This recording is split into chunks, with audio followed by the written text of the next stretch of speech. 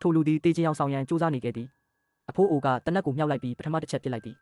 ဒုတိယတစ်ချက်နှင့်တတိယတစ်ချက်တို့ကလည်းမဆိုင်မတော်ထွက်ပေါ်လာသည်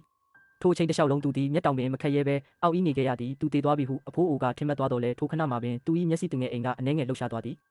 အဖိုးအိုကသူမတည်သေးဟုတန်တရားဝင်သွားသဖြင့်ကြောရိုးတဲ့အထိစိတ်တက်သွားအောင်ကြောက်လန့်သွားတော့လဲသူကလုံးဝမလှုပ်ရှားပဲနေနိုင်ခဲ့သောကြောင့်အဖိုးအိုမှာအနှဲငယ်စိတ်အေးသွားသည်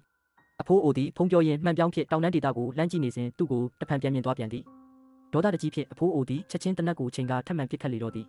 အကွာဝေးလွန်းသဖြင့်ကြီးစံတော်များများလွဲချော်သွားခဲ့သည်ထိုလူသည်ရှိသမျှအားရင်သုံး၍တွားရင်းကြောက်ဆောင်တစ်ခု၏နောက်ွယ်တွင်ပုံအောင်လိုက်နိုင်သည်အဖိုးအိုသည်ကားကိုမောင်း၍သူ့နောက်သို့ချက်ချင်းလိုက်လေတော့သည်သူသည်ကူတစ်ခုစီသို့တွားနေခဲ့သည်ထိုကူအပြင်ဘက်တွင်သူနှင့်သူ၏ချစ်သူသာတိကျသောရေတခွန်တစ်ခုရှိခဲ့ဘူးသည်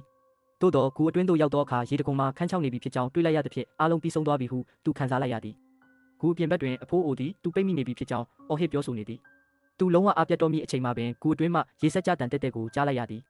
နေ့ညအပူချိန်ကွာခြားမှုကြောင့်ထိုနေရာတွင်ရေနှဲငယ်စုနေခြင်းဖြစ်သည်သူသည်ချက်ချင်းတွားကရေကိုအငမ်းမရတောက်လိုက်သည်တဖြည်းဖြည်းနှင့်သူ၏အားအင်များပြန်လည်ရရှိလာသည်မောင်ရိပ်ကိုအခွင့်ကောင်းယူကာသူအပြင်သို့ထွက်လာခဲ့သည်အဖိုးအိုသည်ကားပေါ်မှဆင်း၍အပေါ်ပါသွားနေစဉ်သူကတိတ်တဆိတ်ကားတွင်သို့ခိုးဝင်လိုက်ပြီးနှွေးထွေးသောဂျာကင်အင်ဂျီတစ်ထည်ကိုယူလိုက်သည်သူတကားပိတ်မိအလုပ်တွင်အဖိုးအိုပြန်ရောက်လာသည်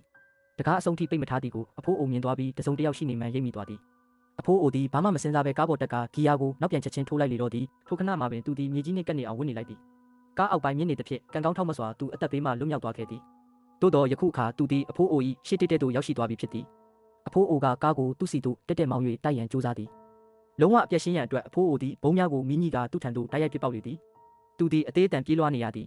ထို့နောက်အဖိုးအိုသည်အမဲလိုက်တနက်ကိုထုတ်၍တရဆက်ပစ်ခတ်ပြန်သည်ထိုခဏမှာပင်တနက်ကကြည်တနေသည်တစ်စက္ကန့်မျှပင်မဆိုင်မတွပဲသူသည်အဖိုးအိုရှိရာသို့တက်မတ်ပြေးဝင်သွားလေတော့သည်